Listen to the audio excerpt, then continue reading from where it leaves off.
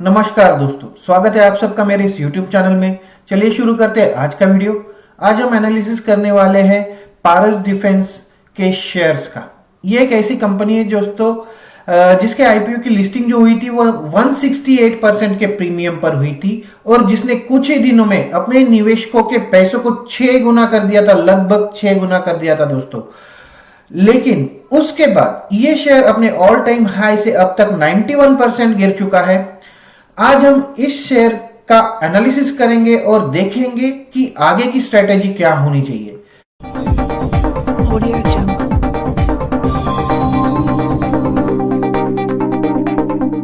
Share बाजार में पिछले एक महीने में आई गिरावट के दौरान नए जमाने के जितने भी शेयर्स है उन पर बिकवाली का दबाव बना हुआ है। पारस डिफेंस भी इससे अछूता नहीं है दोस्तों। और इस दबाव के चलते पारस डिफेंस का जो शेयर एक बार 1272 रुपए पर था, जो उसकी टॉप लेवल थी, वहां से 91% तक नीचे लुढ़क गया है। अगर पिछले एक महीने की बात की जाए तो पारस डिफेंस के शेयर में 11% की गिरावट आई है। हालांकि इतना लुढ़कने के बाद, इतना डाउन आने के बाद भी इस शेयर की जो इश्यू प्राइस थी 175 रुपए, उससे करंट प्राइस जो है वो अभी भी 280% ऊपर ट्रेड कर रही है दोस्तों। पारस डिफेंस की जो लिस्टिंग हुई थी वो अक्टूबर 2021 में हुई थी। इस शेयर के आईपीओ को जबरदस्त रिस्पांस मिला था और ये 304 गुना सब्सक्राइब हुआ था दोस्तों। थोड़ी नजर डाल लेते हैं इसके बिजनेस के बारे में। इसके बिजनेस पर पारस डिफेंस एंड स्पेस टेक्नोलॉजीज, जिसका शॉर्ट फॉर्म है पीडीएसटी, एक प्राइवेट सेक्टर की कंपनी है जो मुख्य रूप से अलग अलग प्रकार के डिफेंस और स्पेस इंजीनियरिंग प्रोडक्ट्स और उनके सॉल्यूशंस के डिजाइन, डेवलपिंग और मैन्युफैक्चरिंग एवं टेस्टिंग में लगी हुई है। कंपनी 4 प्रमुख क्षेत्र जैसे कि defence and space optics, defence electronics, heavy engineering और इलेक्ट्रोमैग्नेटिक पल्स प्रोटेक्शन सॉल्यूशंस में बिजनेस करती है। कंपनी की मैन्युफैक्चरिंग फैसिलिटीज जो है वो महाराष्ट्र में 2 जगह पर है।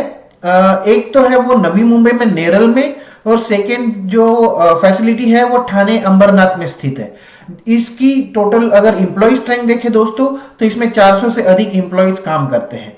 अगर पारस डिफेंस के मार्केट कैपिटलाइजेशन की बात करें तो यह लगभग 2601 करोड़ रुपए का है।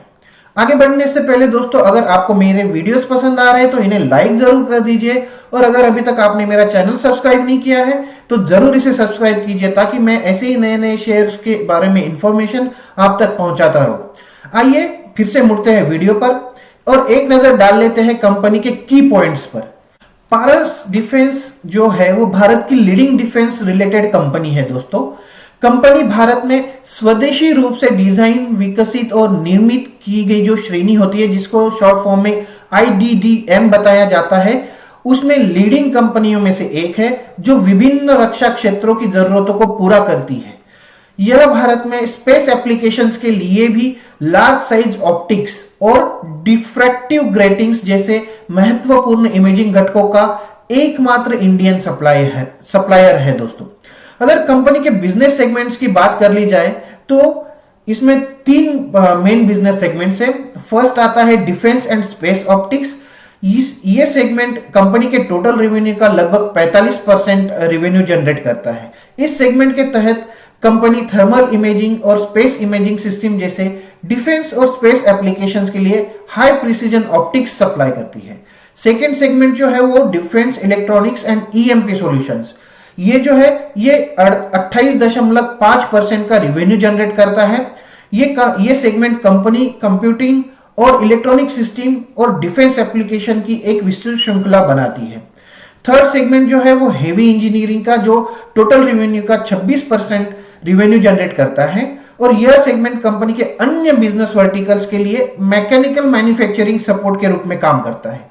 इस सेगमेंट के उत्पादों में या प्रोडक्ट्स में metal tube, flow farming machine, rack, cabinet, console और बहुत कुछ शामिल है। सबसे इंपॉर्टेंट चीज है दोस्तों कि ये कंपनी जो है वो डाइवर्सिफाइड प्रोडक्ट ऑफर करती है। जैसे कंपनी के 33 अलग अलग कैटेगरीज के प्रोडक्ट्स और उनके सॉल्यूशंस अवेलेबल है। अब देखते हैं कि कंपनी का बिजनेस कितना फैला हुआ है। कंपनी के अलग अलग देशों में अलग अलग कंपनियों के साथ टाई अप्स हैं, जो इसको एक ग्लोबल प्रेजेंस का रूप देती है। कंपनी ने कई टेक्नोलॉजी कंपनियों जैसे HPS, GmbH for large deployable antenna for space, invent, GmbH again, उसके बाद केली जो फ्रांस स्थित है के साथ मिलिट्री विंचेंस के लिए साझेदारी की है, जिससे कंपनी को ग्लोबल कस्टमर्स के लिए मैन्युफैक्चरिंग पार्टनर के रूप में काम करने में मदद मिलती है। ये कंपनी सिर्फ इंडिया में नहीं बल्कि फॉरेन में भी एक्सपोर्ट करती है दोस्तों। कंपनी के पिछले एक साल में एक्सपोर्ट्स के माध्यम से रेवेन्यू का 12.5% अर्न किया है। कंपनी के पास नेशनल और इंटरनेशनल लेवल पर कस्टमर्स अवेलेबल है। अगर इंटरनेशनल कस्टमर्स में कुछ कस्टमर्स की बात करें तो जैसे advance mechanical and optical system AMOS जो बेल्जियम स्थित है, चबन जो इजराइल की कंपनी है, ताई यंग ऑप्टिक्स कंपनी लिमिटेड जो दक्षिण कोरिया से है, और ग्रीन ऑप्टिक्स ये भी दक्षिण कोरिया से है। और अगर हम इंडियन कस्टमर्स के बारे में बात करें दोस्तों तो हिंदुस्तान एरोनॉटिक्स लिमिटेड जैसे HAL, भारत इलेक्ट्रॉनिक्स लिमिटेड, भेल, TCS, उसके बाद सोलर इंडस्ट्रीज और अन्य कई छोटी छोटी कंपनियां इसमें शामिल हैं। साथ ही कंपनी का जो टोटल रेवेन्यू है उसमें से 61% से ज्यादा का रेवेन्यू अकेली गवर्नमेंट ऑफ इंडिया से प्राप्त होता है दोस्तों इस कंपनी को। अगर इसके ऑर्डर बुक की बात की जाए तो पिछले आंकड़े जो अवेलेबल है उसके हिसाब से कंपनी के पास 305 करोड़ रुपए के ऑर्डर ऑलरेडी अवेलेबल है। इसमें से भारत सरकार की जो अलग अलग संस्था है उनसे 121 करोड़ का इनके पास ऑर्डर ऑलरेडी पेंडिंग है दोस्तों। ये आंकड़े 30 जून 2021 तक है। और ये जो आंकड़े हैं वो पिछले साल से, मतलब अगर फिस्कल ईयर 2020 से ये दोगुना अधिक है, मतलब कंपनी का जो रेवेन्यू है वो दोगुना बढ़ सकता है इसकी वजह से। तो ओवरऑल कंपनी के फंडामेंटल्स तो बहुत अच्छे लग रहे हैं मेरे को दोस्तों। ऐसे में कंपनी के IPO की जो लिस्टिंग हुई थी वहां पर एक बार वहां पर फिर से नजर डालते हैं।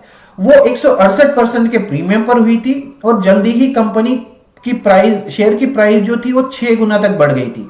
साथ ही इसका जो PE रेशियो था दोस्तों उस दौरान लगभग 170 के करीब पहुंच गया था। अब ऐसे में करेक्शन की संभावना बहुत ज्यादा रहती है। तो अभी का जो फॉल चल रहा है दोस्तों वो मेरे हिसाब से तो करेक्शन आ रहा है इस शेयर की कीमतों में। साथ ही अगर हम फॉरेन इन्वेस्टर्स की बात करें तो सितंबर 2021 से दिसंबर 2021 तक फॉरेन इन्वेस्टर्स ने इस शेयर में बिकवाली की है। वो तो उन्होंने सारे शेयर्स में की है, लेकिन इस शेयर्स पे थोड़ा ज्यादा इंपैक्ट हुआ है, जहां पर उनका स्टेक जो था, फॉरेन इन्वेस्टर्स का स्टेक जो था 4.36% से घटकर 0.80% रह गया है। और यही वजह है कि शेयर की प्राइस लगातार डाउन होती जा रही है दोस्तों।